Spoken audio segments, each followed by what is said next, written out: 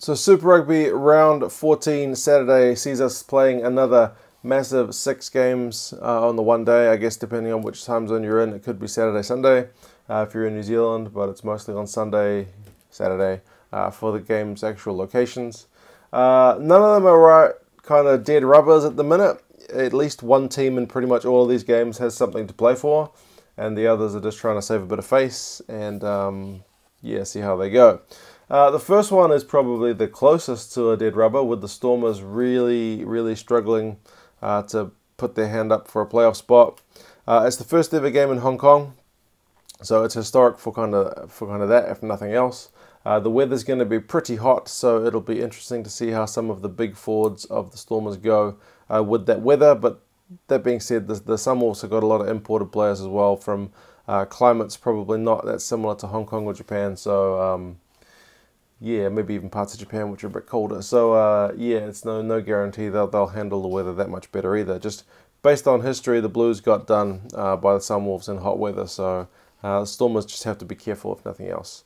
Stormers are still looking for their first away win. 5 wins and 7 losses, and importantly last week they dropped their unbeaten home record. So their record, instead of being still evens, is 5-7-0, so 5 wins, 7 losses. And it's looking tough. So for the Sunwolves, Matsushima is back at 15. Yamada replaces Salmaki on the wing as he's got a rib injury, which is disappointing as he had a really good game last week, scoring a hat-trick. Tanaka swaps with Nagare, so they seem to be rotating those two guys. Brits, Leach and Quirk make up the back row, which is pretty nice, and Sam Wykes is back in the second row. For the Stormers, Cobus Visa's on the flank as Colisi is being kind of semi-rested on the bench. JC Janssen van Rensburg starts ahead of Kitshoff, who's being rested. He's got an injury apparently, but it's only a precautionary kind of resting. So I guess if it was a finals match, he'd be playing, but because it's not everything on the line, they'll give him a break just to keep him safe. Jean-Luc Duplessis starts at 10 because Damien Willemse is with the Junior Springboks, and Sinatla starts on the right wing. So there's a fair few changes for both teams. For the Sunwolves, this is a good chance to silence those critics who say they shouldn't be in Super Rugby. They did it last week with a big win, but it takes more than one win just to kind of get your season back on track. So we'll see. It'll be good for them as well because, I mean, going 9 losses on the trot is pretty hard on morale, so getting an extra win would definitely be good for those guys. For the Stormers, they're only 1 point behind the Jaguares, Bulls and Sharks in the South African Conference. And just importantly, for that 7th and 8th spot on the table, it's all those teams kind of clustered in that area along with the Rebels. But they have played an extra game on those 3 teams I just mentioned. So with the Bulls playing the Jaguares, unless that match is a draw, you got to think one of those teams is going to be pulling even further out in front. So the Stormers absolutely must get a win here. You have to think that if the Sunwolves can get a win, they may very well be putting a nail into the Stormers' playoff coffin. Stormers by 9 is what the bookies say, so we will see. Next match, Blues Crusaders. Used to be a real matchup of 2 powerhouse teams of New Zealand rugby, but in recent years has kind of just been another week where the Crusaders grab 4 or 5 points. It's nothing real kind of Clash of the Titans feel anymore. So Martin gets his debut in place of Tui Pelotu as he's out. I think it was with a shoulder injury. Nanai starts at 14. Rico is at 11, so that's back to his kind of favourite spot, or at least the spot where we're most familiar seeing him. No Caleb Clark this week. For the Crusaders, Sam Whitelock's unavailable, so Strange starts in the second row.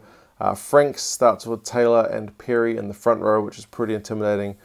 Crotty is back, Havili is at fullback, and George Bridge moves over to the left wing. So it's a pretty tough looking lineup for the Crusaders this week. The Blues are winless at home, although few wins would mean more to the Blues fans than a win over the Crusaders. But that's looking pretty unlikely. It'd help justify Tana's extension for another year on his contract. But yeah, smart money is probably on the Crusaders here. Crusaders, they just need to continue their run over the Blues. They've had the wood over them for quite a while now. A loss would just mean its advantage over to the Hurricanes in the New Zealand Conference, because if things go according to what the predictions are, the Hurricanes will win over the Reds tonight. So that would just put the Hurricanes ahead if the Crusaders were to slip up. But the bookies have got the Crusaders by 11, so they're saying it is pretty unlikely for that to happen. Next game, Waratahs against the Highlanders over in Sydney. So it's another New Zealand team for the Waratahs. They've come close for the last 2 weeks, within 2 points of both the Blues and the Crusaders. You'd have to say both games they probably should have won, and their record would be a lot better if they had done. But I mean, apart from some poor officiating, if we can get an 80-minute performance from the Waratahs, hey man, you never know that record, assuming the Reds haven't already broken it, between Australian and New Zealand teams, that record might be able to be broken by the Tars. For the Highlanders, the pressure is on them both not to drop that record for New Zealand teams, and also just to keep up in New Zealand Conference, because they've got the Chiefs a point behind them, who they need to stay ahead of. So they'll be looking for another win here. Waratahs, Gordon is in for Phipps, so I think that's probably a good move. Just with his running game. Stanley Forth is in for the injured Hannigan, and Latu is back on the bench, so it's good to see him back. For the Highlanders, Aaron Smith is back, Tompkinson is in for Walden, and Hunt and Hemopo get starts this week. So it's a pretty strong looking Highlanders side. Apart from Walden being out, it's you'd have to say pretty much their best 15. So it's not going to be easy for the Waratahs, but they are at home. Tars, like I say, if they can do 80 minutes, not to succumb to any pressure and expectations, make a bit of better decision making and a bit of better goal kicking, then there's no reason they can't win this one. But for the Highlanders, yeah, there's just no let up. Assuming the Hurricanes win, the pressure is all on them, and yeah, it's more about the playoff spot for them. Like, they asked TJ Perenara about the record between Aussie and New Zealand teams for the Reds game coming up, and he pretty much said, I don't care. I need to win for my team, and we need to just keep going for our thing. It's not about the whole Aussie-New Zealand record. So Highlanders, although would probably say the same thing, still wouldn't want to be the team that eventually drops that ball. But realistically, yeah, for the playoffs, and just how important home advantage is, I think they just need to keep trucking along. Highlanders by 6 is what the bookies say, so picking it to be a fairly tight one. I guess a bit more credit being given to the Waratahs after that kind of close shot they had against the Crusaders last week. Next one over in Durban sees the Sharks and the Chiefs. The Sharks are another team fighting for that 7th and 8th spot, and they had a key loss last week against a conference rival as well, so they need to bounce back. The Chiefs, they play last of all the other New Zealand teams. So Hurricanes are playing on Friday. Then we've got Crusaders. Blues are kind of out of the equation. And then Highlanders. So the Chiefs will know if the pressure is on before they even play this game. And if the bookies are correct, they will need to keep winning as well, because the bookies are predicting the other Kiwi teams to win also. For the Sharks, Philip van der Walt is back. So that's very cool news to have him back on the flank. Mvovo is in for Mapimpi. And Schroeder gets the nod in the number 9 jersey. For the Chiefs, it gets harder for them, because they're already having a pretty hard season with injuries, but they've also lost Damien McKenzie, Anton Leonard-Brown, Brodie Retallick, and Nathan Harris to the All Blacks training camps. So as if they didn't have enough players unavailable. Just as a few players are starting to come back from injury, they lose their All Black core, basically. So they got Paul Watt in at hooker, Ardron starts in the second row, Stevenson's at fullback, and Natai's at 13.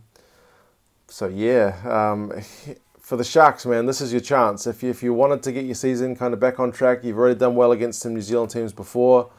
You got the Chiefs coming to town missing a fair few key players, so now is the time to get the business kind of done. For the Chiefs, they just need to grind out a win any which way they can. Their performance last week over the Stormers was ugly, but it was enough. If they can get the same, I think they will take that all day long. The Sharks are actually favoured by 8.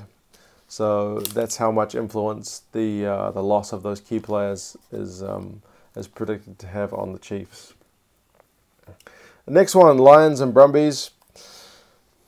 So the Lions have still got something to play for. For the Brumbies, it's pretty much game over. But yeah, well, let's have a look. The Lions definitely need to get back to winning ways. Their tour of Australia and New Zealand didn't go very well with only one win out of the 4 games. The Brumbies really just need a win, any win, because it's been a long time since they've won.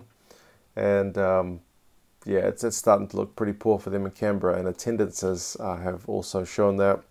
For the Lions this week is a few interesting selections. So Dianti starts at 13. Tambwe and Mahuza are on the wings, which is always impressive. The impressive Daimani gets a start at 8. So Kwaka Smith returns to the flank. For the Brumbies, Liliafano is back at 10. There's no place for Hawara in the squad this week. Pocock and Nasarani are back, who are 2 of their bigger players. Kyle Godwin is also back at 12, having played basically club rugby recently, and he's been playing all right in club rugby from all reports, so we'll see how he goes back at Super Rugby level. For the Lions, they have a 7-point lead over those 3 teams I mentioned, the Jaguares, Bulls and Sharks, but they've also played one more game. So again, with the Jaguares playing the Bulls, most likely one of those teams is going to be 4 points closer, or maybe 5. So it's really important that the Lions get some consistency in and just put a team away, because it's been a while since we've seen that. For the Brumbies, there's seemingly not a whole much to salvage from this season. And other people have also suggested they maybe look for 2019 and try some young players out. The coach has said, nah, it's about 2018. The season's not over. I'm not looking at the next year yet. So he's playing Kyle Godwin, who's not going to be here next season. So he still wants to win now, not worry about next year. So that's his choice. For the bookies, it's the Lions by 15, so pretty comfortably. Last one, Jaguares against the Bulls, is possibly the match of the round, just in terms of how even these teams look on their records. So Jaguares with 6 wins, 5 losses. Bulls with the opposite, 5 wins, 6 losses. It's essentially a 8-point game, because whoever wins is denying the other team 4 points. And they're on the same points, so it's going to be a massive swing for whichever team can get a win. And they're not quite, but really pushing the other team out of the playoff race for now anyway. For the Jaguares, Tukelet has got a long-term injury, so the impressive Emiliano Boffelli starts at fullback. Cancellieri is in on his wing, and Creevy and Montoya swap again, so Creevy getting the start this week. For the Bulls, Mani Libok starts at 10, so Pollard gets a shot at 12, which is cool, because in that game against the Lions earlier this season, he looked really good at 12, so we'll see how he goes. It might give Rassi Erasmus more to think about when he's got his Springbok selections coming up. No Diacha and no Gaboka, so Jenkins is in the second row, Bowley's on the flank. Van Buren comes into the front row with Trevor and Nyakane switching sides. For the Jaguares, there's recent news that they're losing Nicolas Sanchez back to France, so he's probably his last season with the Jaguares. So it's kind of got a do or die feeling about it. If they are going to make the playoffs, you want your key playmaker to be there. So yeah, that they need to keep getting wins. They're on a 4-game winning run. They need to keep it going.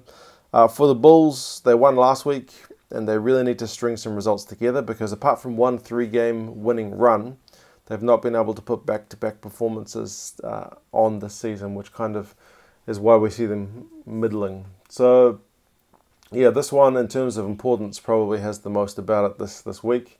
Also, Waratahs Highlanders is going to be pretty big. I guess you could say Sharks Chiefs as well. But yeah, there's a few important results here. So we'll see how things go.